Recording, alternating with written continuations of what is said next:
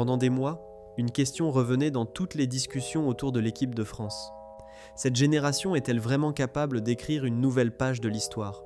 Est-ce que les Bleus de Kylian Mbappé ont encore cette capacité à dominer le monde ? Ou est-ce que le football moderne avait enfin trouvé une équipe capable de les faire tomber ? Et pour répondre à cette question, il fallait un adversaire particulier. Un adversaire qui représente un souvenir douloureux pour le football français. Un adversaire qui, il y a plus de 20 ans, avait créé l'un des plus grands chocs de l'histoire de la Coupe du Monde, le Sénégal. Aujourd'hui, la France affrontait les Lions de la Teranga dans un match qui avait une saveur spéciale. Un match chargé d'histoire. Un match où chaque détail pouvait changer le destin des Bleus dans ce mondial. Et au terme de 90 minutes intenses, la France a envoyé un message au monde entier. Une victoire, 3-1. Mais derrière le score, il y a une histoire beaucoup plus complexe. Une histoire de difficultés, de réactions, de talents individuels, et surtout d'un joueur qui continue, encore et toujours, de repousser les limites. Kylian Mbappé. Dès les premières secondes, tout le monde comprenait que ce match n'allait pas être facile. Le Sénégal n'était pas venu pour défendre à 11 derrière.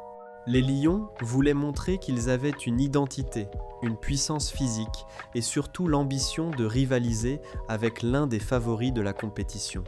La France, elle, devait gérer une pression énorme. Parce qu'une première rencontre de Coupe du Monde n'est jamais un match comme les autres. Il y a la peur de mal commencer. Il y a le poids des attentes.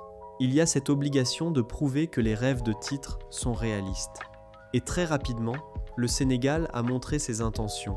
Une équipe agressive, compacte, capable de récupérer le ballon haut et de créer du danger dans les espaces. Les Français ont parfois semblé surpris par cette intensité. Les transmissions étaient moins rapides. Les mouvements offensifs manquaient parfois de précision. Et pendant une partie du premier acte, ce sont bien les Sénégalais qui ont donné l'impression d'être les plus dangereux. Le souvenir de 2002 était encore dans toutes les têtes.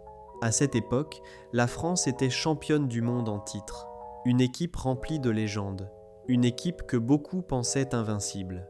Mais face au Sénégal, les Bleus avaient vécu une catastrophe historique avec une défaite dès le premier match. Ce moment est resté gravé dans la mémoire collective. Alors forcément, cette rencontre de 2026 avait une dimension émotionnelle particulière. La France voulait effacer définitivement ce traumatisme. Le Sénégal voulait prouver que son football pouvait encore défier les grandes nations. Pendant la première mi-temps, le plan sénégalais fonctionnait parfaitement. Le milieu de terrain français avait du mal à imposer son rythme. Les attaquants étaient souvent isolés. Mbappé devait parfois revenir très bas pour toucher le ballon. Et cela posait une question importante. Est-ce que la France dépend encore trop de son numéro 10 ? Parce qu'on le sait, depuis plusieurs années, Kylian Mbappé est devenu le visage du football français. Il est celui qui doit créer, accélérer, marquer et faire la différence dans les moments importants. Mais une Coupe du Monde ne se gagne pas uniquement avec un joueur exceptionnel. Même le plus grand talent a besoin d'une équipe capable de l'aider. Et c'est exactement ce qui a changé en deuxième période. Au retour des vestiaires, les Bleus sont revenus avec une autre énergie. Le pressing était plus agressif. Les déplacements étaient plus intelligents. La France a commencé à récupérer le ballon plus haut et à installer son jeu dans le camp sénégalais. Le match avait complètement changé de scénario. Et puis, le moment que tout le monde attendait est arrivé. Kylian Mbappé.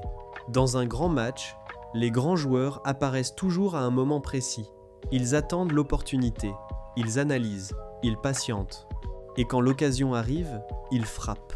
Sur une action parfaitement construite, Mbappé trouve l'espace, reçoit le ballon dans une zone dangereuse et termine avec cette efficacité qui est devenue sa signature. Le stade explose. La France prend l'avantage.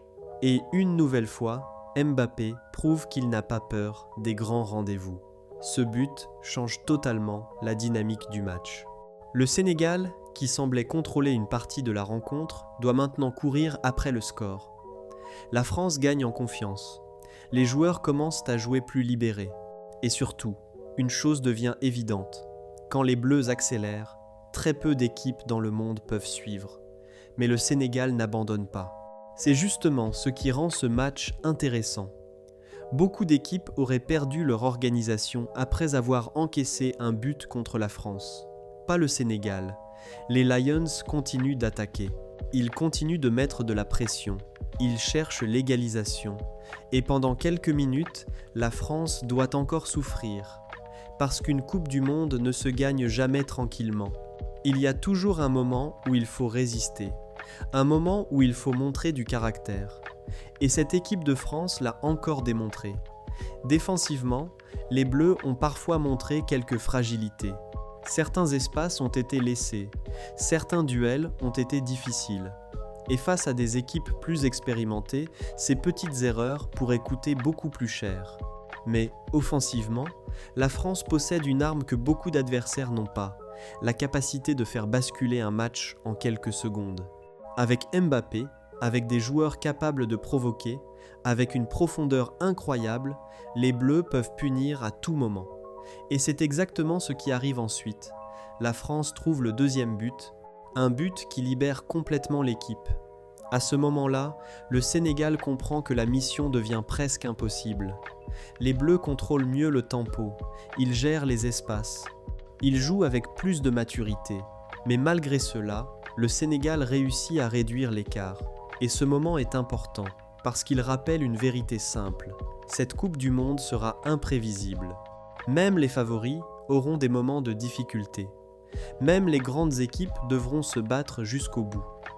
La France ne gagne pas seulement grâce au talent, elle gagne aussi grâce à son expérience.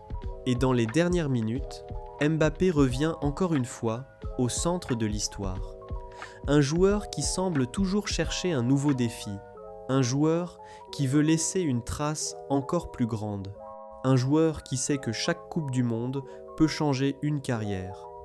Son dernier but vient confirmer la victoire française et envoyer un message clair. Les Bleus sont là, mais la question reste ouverte.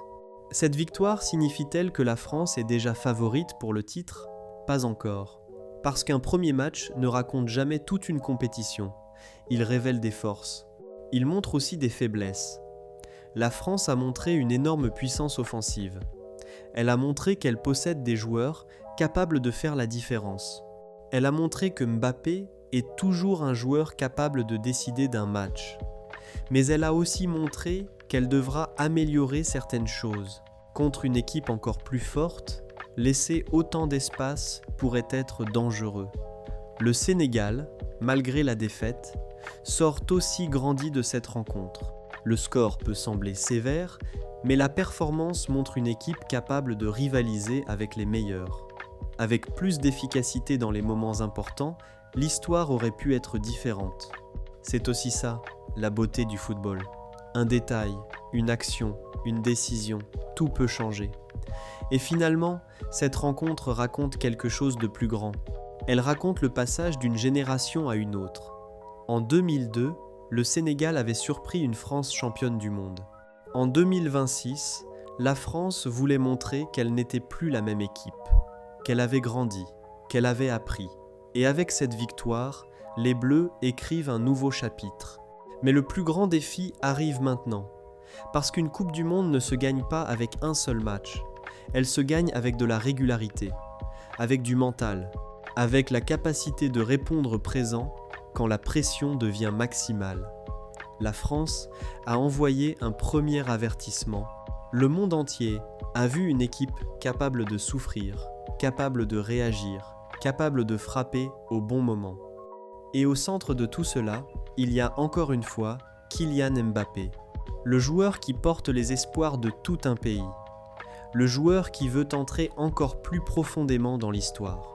Alors maintenant, la question est simple. Jusqu'où cette équipe de France peut-elle aller ? Est-ce que les Bleus vont soulever une nouvelle Coupe du Monde ? Est-ce que Mbappé va encore écrire une page légendaire ? La réponse arrivera dans les prochains matchs, mais une chose est certaine. Après cette victoire contre le Sénégal, personne ne peut plus ignorer la France. Les Bleus sont officiellement lancés.